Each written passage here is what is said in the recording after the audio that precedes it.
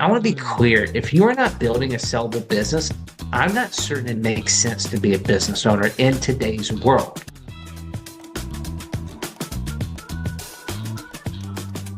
Welcome to the Getting the Deal Done podcast. I'm John Martinka. My special guest today is Alan Franks.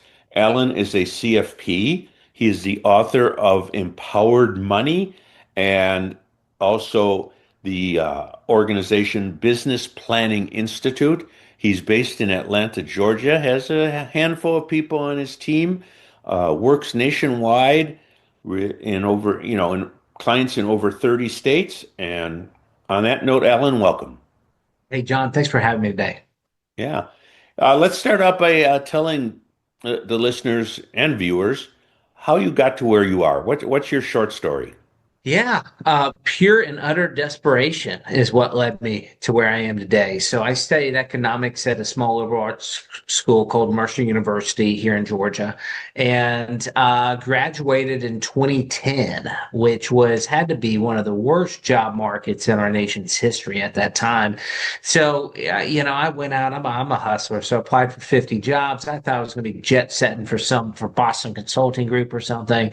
And it turns out just nobody was offering jobs in the summer of 2010 when I graduated. So anything I did have, I had a position at Lloyd's of London lined up. That fizzled out. So I had, two options. I could either go teach elementary school in the Mississippi Delta for Teach for America, or I could go into financial planning. And my dad always talked to me about money, would always bring me in on meetings, always played, he ran his own business as well. And so I knew that I wanted to own my own business. I knew I wanted to help people, and financial planning just really fit right in there. Okay.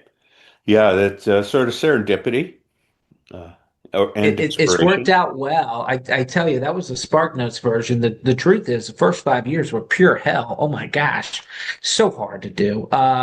You get at 22 years old, you don't know what you're doing. They don't give you a list to call. You got to go curate the list. You're just constantly having what I would call personal life crises at any moment in time. It's you question your identity as a person. Your friends won't take your phone call anymore. So it was not an easy road, right? It was like running into a brick wall over and over till you found one brick that would budge. So I did that for about 5 years. And when I got married, we moved to Atlanta. Switched firms. I started doing comprehensive financial planning. And I really love that. I love getting out of the transactional side of it and really doing full, what we call fee-based comprehensive financial planning.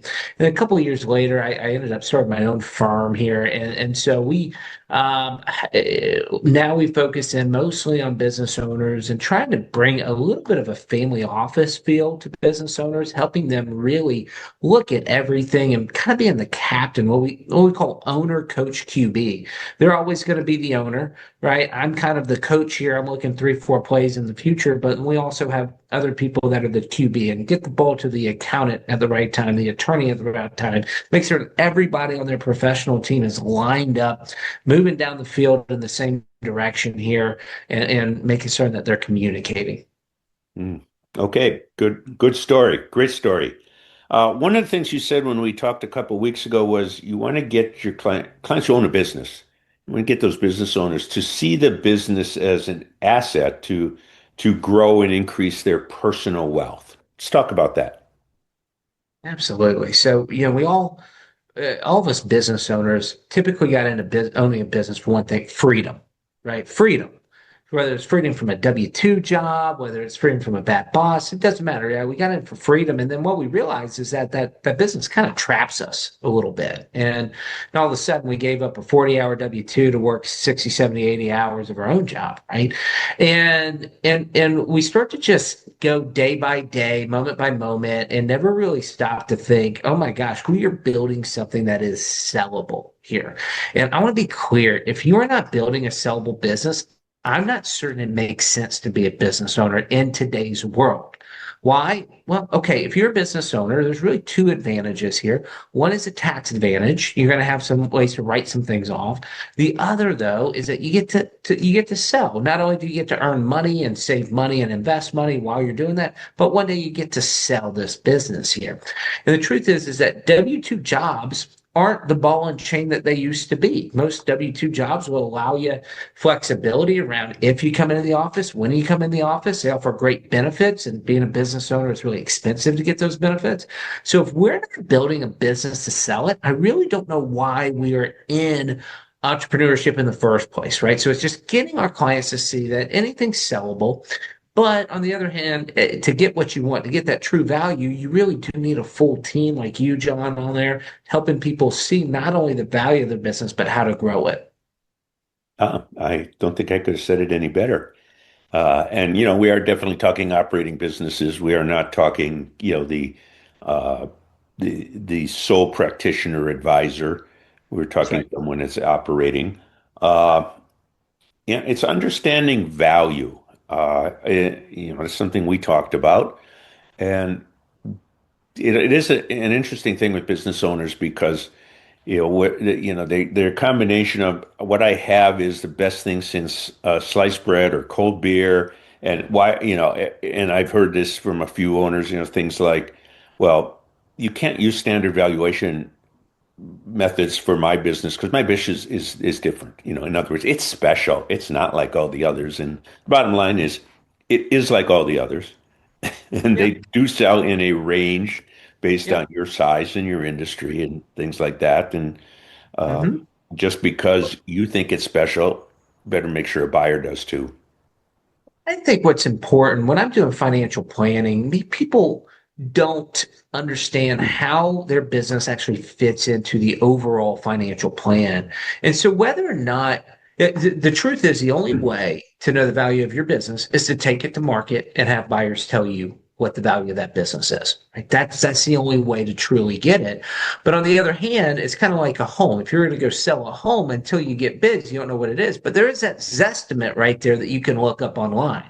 And that's what, that's what I think business owners need to do. At least have a framework to value the business, because what's more important than the value of their business right now is the growth of the business over time. If you look at a stock account, you know exactly where your stock account is at any second of the day because you can track it, right? When you look at your business, it's much harder to track. Now we can do this at least on a yearly basis because we want to see growth in that asset class right there.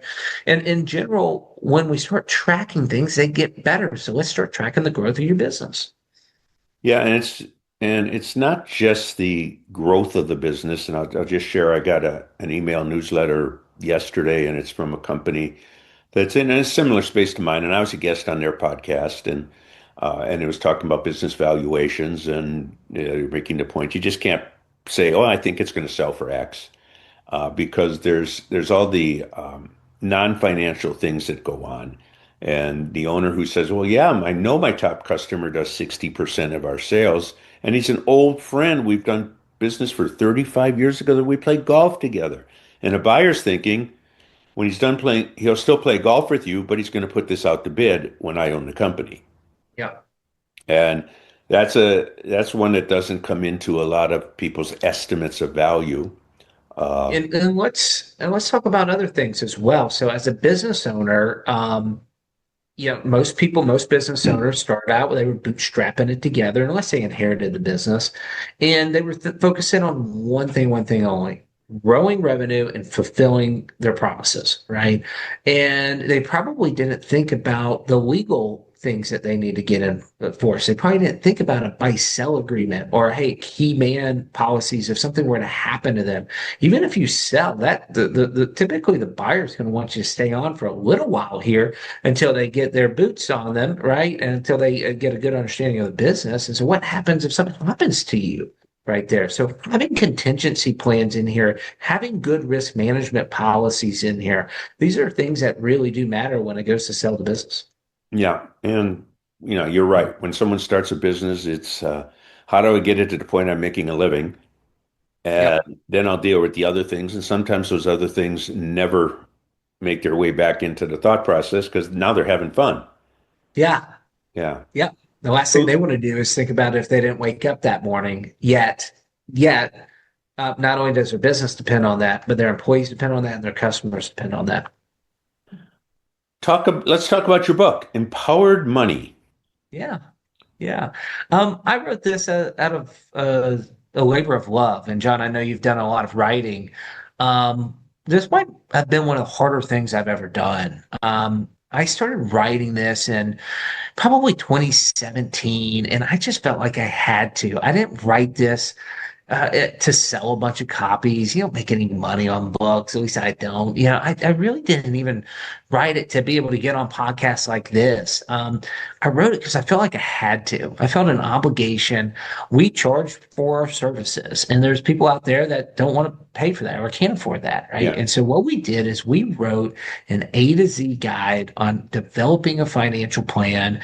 So it really highlights things that most people who are trying to DIY their finances are not going to think about. It might be car and home insurance. It might be employee benefits. It might be estate planning, right? But most people, when they're DIYing, they get really good at stock picking. That's such a small part of an overall financial plan there. So what we wanted to do was write a book that really shared with people what true comprehensive financial planning looked like and gave them the ability to go A to Z. And if they follow the book, they're going to have a really good financial plan for pennies on the dollar of what I would charge, right? And so I'm a big fan of giving information away. I think information's cheap, right? And my only hope is that people actually execute. I'll be honest with you, that hope's very slim, which is why I'm here, is to help people execute. Okay. So I like the cover with the piggy bank with gold Thank you. coins falling in, Thank you. falling into it. That's pretty cute. And you're right. You don't write books like this to make money from the books. You make money when someone says this guy or gal knows what the heck they're doing, You and got it. I could use their help. You So got it. uh, I notice on the description of the book it covers risk management, investments, and debt. Let's talk about, you've talked a little bit about risk management and there's the investment side, but what about debt? What do you Yeah. talk to people about in your book on using debt? Do not be afraid of it. I think we were all taught to be afraid of debt growing up, and I understand. I think credit cards probably really, my parents are 75, so I think credit cards really became prevalent with their generation. And, debt is an accelerator. And if you have bad habits, it can accelerate you in the wrong direction. On the other hand, if you have good habits and use debt wisely, it can really accelerate your wealth creation. So we've got a saying here that wealthy people understand how to utilize debt as a tool, and most people do not. And so what we do is we just go back and say, okay, what's your relationship with debt? What are your feelings around it? Let's do some education here. And here's how we can use other people's money.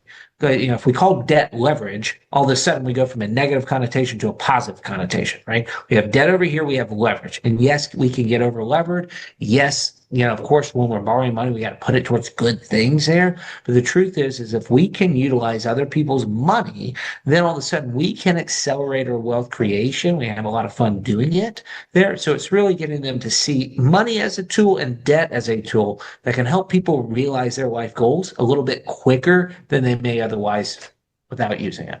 Yeah, and it starts for a lot of people with buying a house and getting a mortgage, That's it. and just keeping that mortgage. And I've known people who would say, "Oh, I got to pay my house off early," and it's like sometimes why you've got to, like I know the interest rate we have on our house is, like 3.25%.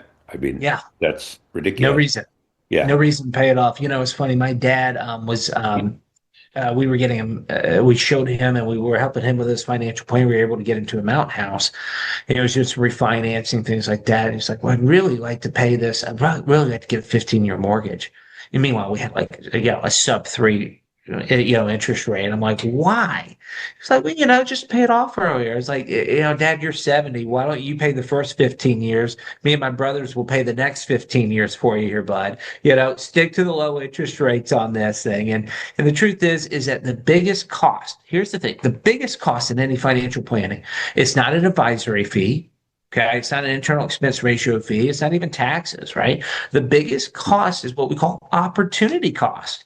If you put your money towards this mortgage that's at 3.25, that means you're not putting money into the market that's averaged 12-15% over the last 3 years, right? It's been bonkers, right? So you could have put money in cash in a high yield savings account and outperform the Yeah. interest rate Oh, on it, yeah. right? So I don't think people understand that, but let's just take that to another level of any investment, right? How do we minimize the opportunity cost of, hey, I can go purchase investments or I can go purchase a business. Okay. Which one is now? Obviously, investments are much more passive, right? Somebody else is having to fix the plumbing issues and the employees showing up late and all that stuff. And that's the beauty of the stock market is you get some really good entrepreneurs working really hard to build it. On the other hand, the business is probably going to have more upside to it long term, depending on what business it is, right? But we come to this juncture of either or. What are we doing here? And that's where a financial planner comes in and say, whoa, whoa, whoa, whoa, whoa. Let's zoom out and say, hey, can we do both? Right? Can we potentially go invest our dollars? Can we get a securities backed line of credit against those investment dollars? Utilize and borrow against that securities backed line of credit for as a down payment on the business, utilize an SBA loan or bank resources to get the rest of it covered. And now all of a sudden, we've got your investments working for you and we got a business working for you. And that's how we can use leverage appropriately. That's how we can accelerate wealth creation is by minimizing that opportunity cost. Hmm. Okay. Yeah, because it ties into what I do in the M&A world, the buying and selling of lower middle market businesses. They're almost all of them are leveraged buyouts.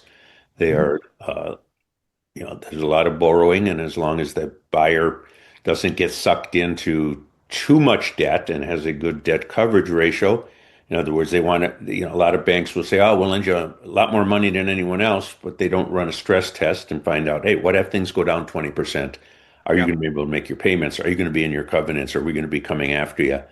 And we just made the loan now, whereas good bankers will want to know, will this thing survive if there's a hit to the business?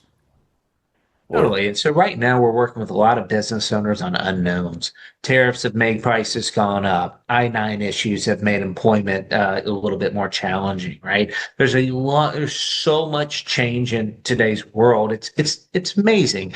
My first like probably 10 years in my industry, there really weren't that many changes. The last 5, 6, I feel like everything's changed, right? So yeah, we tell all of our business owners when we work with them, say, hey, probably about a third of what we do it's going to be stuff that you already know you should be doing. We're just going to hold your hand and hold you accountable and get you to the right people to get it done. Another third of what we're going to do is stuff you probably never even heard of, and that's really cool. I'm going to promise, I'm going to be honest with you, a third of it is stuff we're going to be finding out with you. There really isn't a great solution to tariffs right now. There really isn't a great solution to I-9 issues that some of our companies are having here. It's just kind of walking through and doing the best that we can here. yeah, that's right. Because there's a lot of uncertainty in what's going to happen. You've sold a lot of businesses, you've bought a lot of businesses. Murphy's Law is anything that can go wrong will go wrong, right? Sod's Law, right? This is an English law, says anything that can go wrong will go wrong, and it'll go wrong at the worst possible time, right? And so, as long as we come into our relationship with the understanding that Forrest Gump was right, shit does happen, right? And that we are there to help navigate, and we don't have all the answers, we're there to help navigate as these roadblocks appear. We just take different avenues here. As long as we work together as a team, we're going to be able to accomplish the goal. Yeah. So, Alan, how about a couple examples of what you've done to help business owners? Yeah, yeah. So, one of my longest standing client here recently came to me and said, "Hey, I want to sell my business. I want to sell it." And he had been a financial planning client for a very long time. And I said, "Why? You have a great business. You're young. You've got a great business. You're making a lot of money." And he said, "It's just time for a next chapter, right?" So we went and we sat down, and what we did is we plugged into our financial planning software. Hey, if you sell your business at this amount, this is what your financial picture will look like. We're not going to have any more income coming in. We're just going to have this and we're going to go reinvest it. And here's what it looks like. And at $5 million, you're not going to have enough money. You're going to run out of money. But at 7 million, hey, 8 million, 9 million, we're looking good, right? So how do we look at your business and get your business from here to there so that you can successfully exit, not just exit, successfully exit. What does that mean? Well, anybody can exit their business at any point in time. A successful exit is when you not only get what you want, but you get what you need, right? And so what we were able to do is we were able to get him to the right accountant to clean up the books. We were able to get him to the right M&A person, specialist to get him the best value on the business. We were able to really clean up the SOPs, make the business less dependent on them. And we were able to give them the confidence that selling the business wouldn't be the worst financial move that they've ever made, that they were going to be financially steady after selling the business. And I believe that's the best work that we do is getting business owners comfortable with life after being a business owner. They're about to go from being a business owner to being an investor.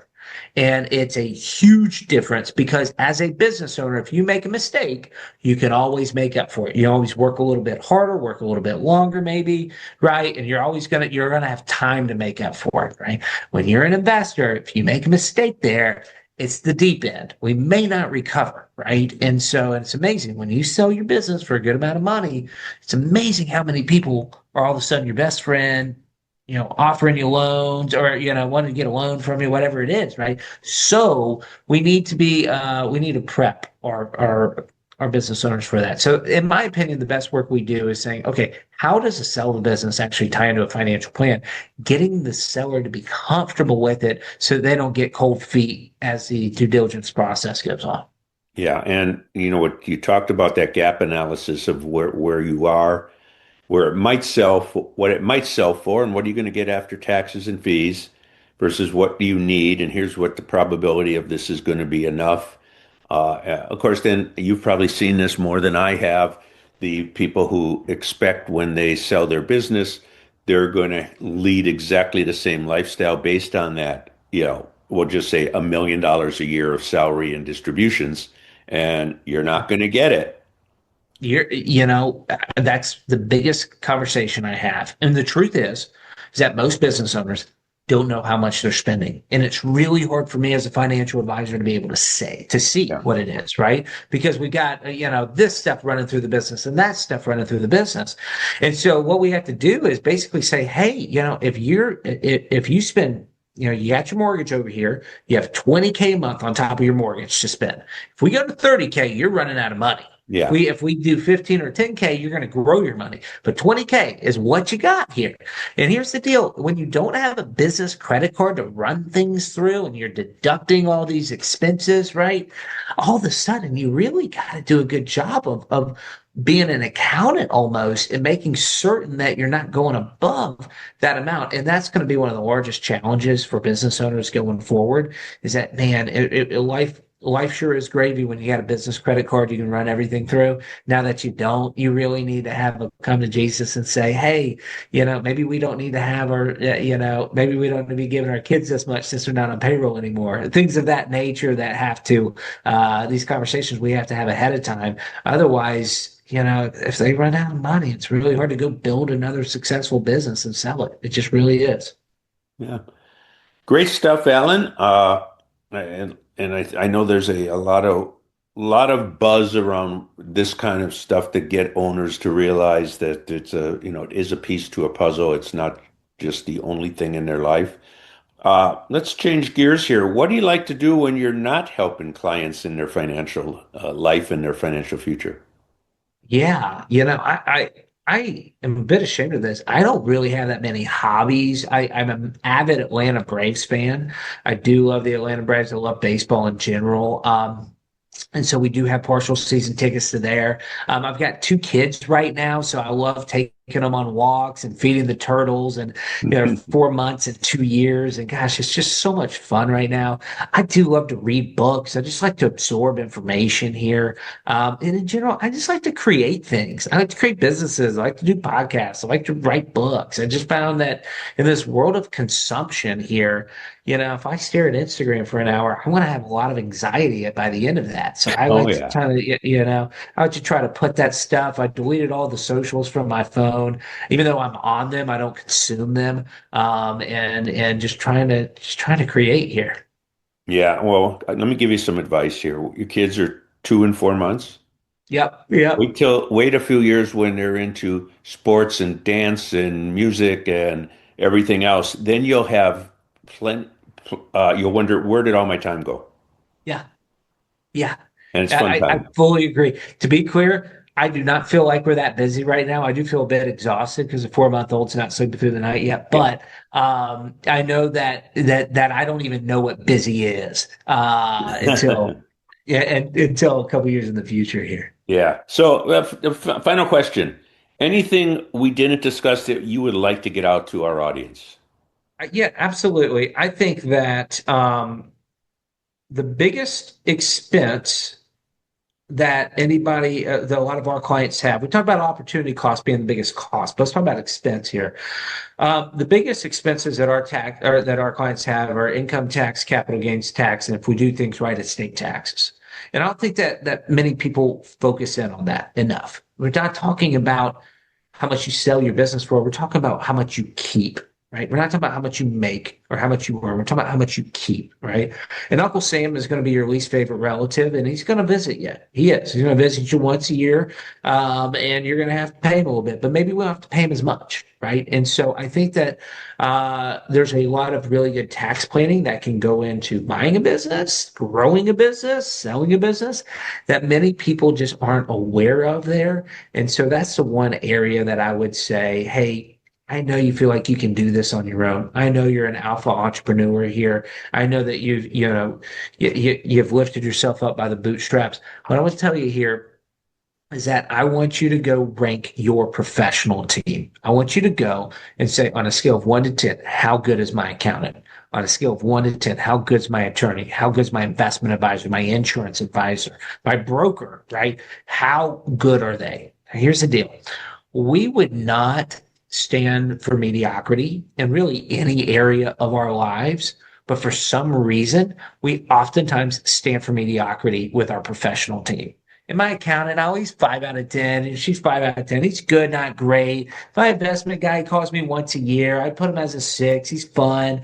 My insurance guy, I haven't talked to him in years, right? The next thing you know, you look at your team and you got a bunch of 4, 5, and 6 star players here. Well, we really need to be batting 8, 9, 10, right? And so what I'm proud about most probably is we follow a who, not how culture, meaning that we really like to try to get the right people on the bus here and we help people build out these teams.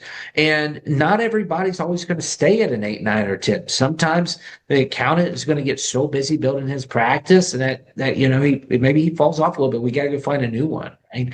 And so when it comes to the complexities of this world, it's so important to have a really good professional team. So I would just encourage everybody, take a step back, rank your team, see what see what you come up with.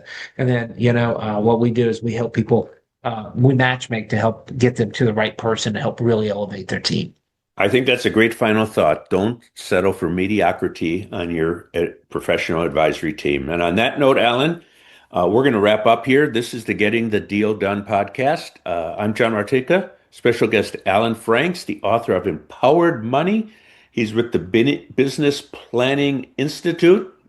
If you go to empowered-money.com, and which will be in the show notes, you can find out about him and his services and his book with the great cover of the piggy bank with gold coins falling into it, not coming out of it.